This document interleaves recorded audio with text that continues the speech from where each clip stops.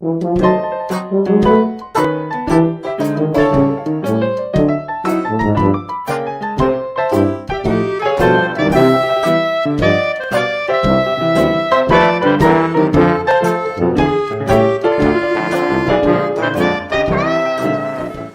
to another story from our Hometown Scrapbook by Ben Weatherwax.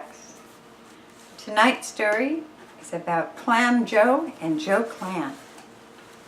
Hello! Well, we've got a scrapbook open again, and the pages turn to a pair of harbor residents whose, while we weren't here long, still contributed much to the color of this place when it was very young. They are Clam Joe and Joe Clam. Their real names, well, except that they both were named Giuseppe, are obscure. Their historical names, which tell a lot about Grays Harbor of grandfather's days, are important. You see, things were pretty informal when this was America's frontier. We told you the other night that Jason Fry was known to the Native Americans as Moclips. That's all the name they had for him. There was a salty old seafarer who haunted this port, known only as New Testament. Peculiarities or hobbies or appearances played a big part in the naming of people in those days. And work, profession, or skills played a part too. There was Cold Shut Anderson, Peavy Bill, and Megaphone Johnson. Oh, one of these evenings I'll make up a whole show out of just the lore that went into the names in those days. But you can see that it is in this informal West of sawdust and cocked boots. Giuseppe was no name at all. No, there had to be another moniker, so they chose the man's business. They also solved the problem of what to do if two men had the same name and the same business. There were two Walker brothers who kept a saloon on Paradise Alley. That's a wonderful story that we'll get into later. But as for names, they were universally known as Walker Number 1 and Walker Number 2. Hello, Number 1, a customer would say. Where's Number 2? What a country that was, where people were informal and unaffected. No wonder the East considered the West a place that was the friendliest place in the world. But as for the two Giuseppes, they translated Giuseppe to Joe and called one Clam Joe and the other Joe Clam. And so equipped with a pair of tailor-made names, they became part of the community. Now, the clam part of it had to do with their business. They were fishmongers and showed a real talent for it. They had a small boat equipped with a sail and a little puffing engine, and they made twice weekly trips to Westport for produce from the sea. When they had been down in the harbor, they would come back laden with salmon, clams, crabs, and sometimes bottom fish. On their way down and back, they had lines out to snag others. Other seafood they bought from the Indians or from clam diggers who dug away in the beaches with no thought of limits or seasons. When the little boat came back to their fish dock on the Wishkah below Heron Street Bridge, they loaded a push cart with their produce and hurried out into the streets to call out "Fresh a fish" and ring a bell as they rolled their cart down the planked-covered sawdust streets. They were a familiar sight to the residents of Aberdeen in the early 1890s. Those two characters, Clam Joe and Joe Clam, and they figured in several events of note. There was the morning when the Traverti, that was the name of their boat, started down harbor for a load of produce. Joe Clam was at the helm, his partner having remained ashore to conduct the shop. Well, Joe had his lines out and was busily tending them. He was down near Cow Point. He had just reset a line and took a twist at the wheel, which he lashed in position when he took time away to tend his lines. He leaned on the wheelhouse and scanned the water ahead for floating debris. The sun shimmered white and dancing in the bouncing water. Then he stood up very quickly and shaded his eyes with his hairy hand. Something was floating just ahead. It wasn't a log. It was round and smooth and appeared to have ribs. It might be an overturned boat. With visions of salvage, he took another half turn in the wheel and the course that would take him alongside. No, it wasn't an overturned boat.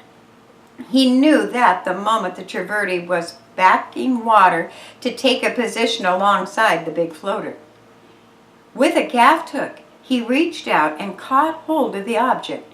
It was firm, but the hook hung on. It was spongy. It was flush. Although he had never seen one, he knew this was a whale, a dead whale. And although he had never sold one, he also knew that a dead whale must be worth money, plenty of money. Joe Clam surveyed the floating creature for a moment, then made his decision. He would tow it to Westport and sell it. Who to?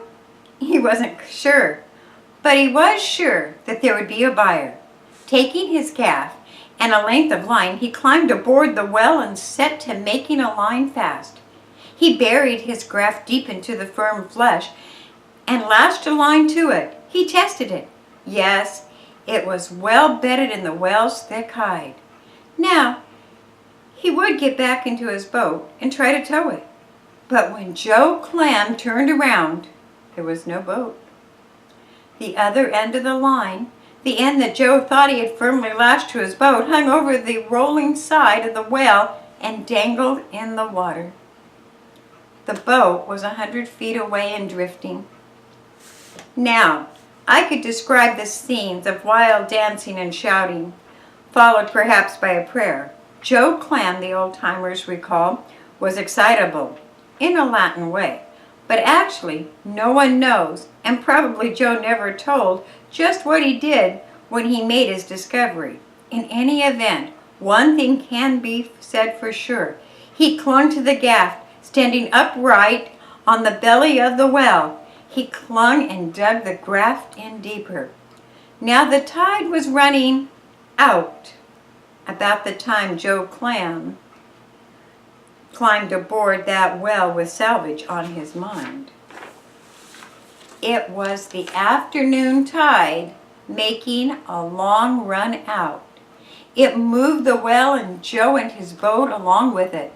The boat, because it had more above the water line to catch the afternoon breeze, moved slowly. In fact, it tacked and veered.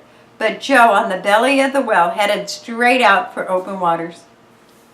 As he neared Peterson's Point, Westport to us now, he shouted for help. But the up-harbor wind carried his shouts away. And as he passed the long sandy peninsula, he screamed his loudest. But the sound of the sea covered his cries. As the sun slid behind the rim of the Pacific, Joe Clam was at sea on the belly of a well, clinging tenuously to his graft hook. The line wound around and around himself to prevent a breaking wave from washing him off. There's no point in building things up to a state of high suspense. You know that Joe survived it all because someone had to come back to tell us the story, and that someone was Joe. He didn't come back into the harbor on the next tide, and he wasn't saved by his own boat floating back to him. Although, all through the long night, Joe clung to the thin pole. When morning came, the first faint glow showed the silhouette of a schooner laying off the bar. It was the schooner Sailor Boy, standing by for the A.M. Simpson tug to take her into tow. Though he rose and fell with the waves, and at times could scarcely see the ship, Joe shouted as he had never shouted before. The lookout on the Sailor Boy spotted him. The schooner lowered a boat and took Joe aboard, nearly dead from exhaustion and fright. And that evening he was back in the fish stall with Clam Joe, shaken, yes, and without the Traverti, but able to tell about the big one that got away and how he relished it. And the boat? It washed up at Damon's Point and was recovered by the partners to figure still in another affair, and this one was a little tragic. A number of years went by. Some old-timers figured about 4. During those years, while the harbor cities boomed and places like Acosta and Grace Harbor City withered on the vine and died, the partners could be seen cleaning their clams or fish on the stern of the Trivodi as it lay attached to a piling on Heron Street at the dock. And then came the hard times of 1897. They had competition now. Business was slow. Today, a few dozen clams. Tomorrow, Friday, a few fish. Not enough to keep 2 hungry men going. They were tired of eating their own fish every meal. And then opportunity knocked. Dave Black looked down from the Heron Street dock and hailed one of them. How much? He wanted to know. Would they charge to take a couple of donkey spools over to Hoquiam? Dave had a scale for the spools to the Polson camp. Take them both in one trip, he told them. They were big, cumbersome spools of a very early donkey engine, and they were to be picked up by the Stockwell's warehouse and taken up the Hoquiam River. That afternoon, Clam Joe decided to make the trip. He balanced the spools precariously on the stern of the Trivodi, and the little boat staggered down harbor with its burden. The sky was darkening and a strong wind was blowing. He made poor time. It looked like it was fixing to be a huge squall. As he passed the new Lindstrom shipyard, about halfway to his destination, workers on the new schooners taking shape on the way noted the Trivodi was so low in the water that the stern it seemed to be wallowing. Her speed was slow. An overcast was blowing in, and they lost sight of the little ship. And that was the last that anyone saw of the Trivodi or its master afloat and alive. They found the boat badly smashed and waterlogged, and some weeks later they found the body of Clam Joe. The skipper of the Trivodi had gone down with his ship. Waterfront men were not surprised. The pickle barrel couldn't lug one of those spools, let alone both of them, they said. And Joe Clam? Well, he decided to leave the country, but like everything that they did, it was done with a colorful flourish. Joe cashed in on everything they had and took his meager savings down to Westport. He planned to travel the coastal route, overland to Tokeland, ferry across the Shoalwater Bay, remember that's what they called Willapa Harbor then, and go down to Portland. At Westport, he fell in with a clever dealer who could make the cards do anything he wanted them to do. He got Joe's money. Joe put up a fight and lost, got some help from the law and recovered some of it, and then disappeared in the direction of San Francisco. And that was the last scene of one of the most colorful pair to call this place home port. They were characters that they belong in the scrapbook of Grace Harbor early days. And in just a moment, I'm going to tell you about some others. First, here's Dick Crombie with a note from Kaufman Scroggs. Dick?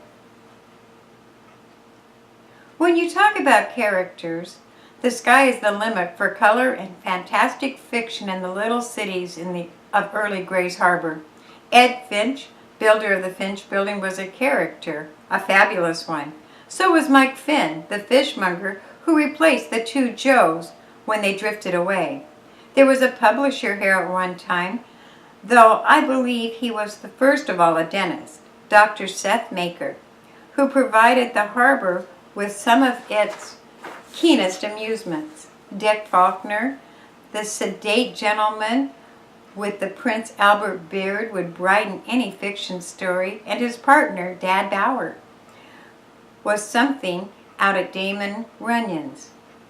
They were mature men with some standing in the communities, but one character, and not a small character either, was Megaphone Johnson, the little lad who saved the day for Aberdeen.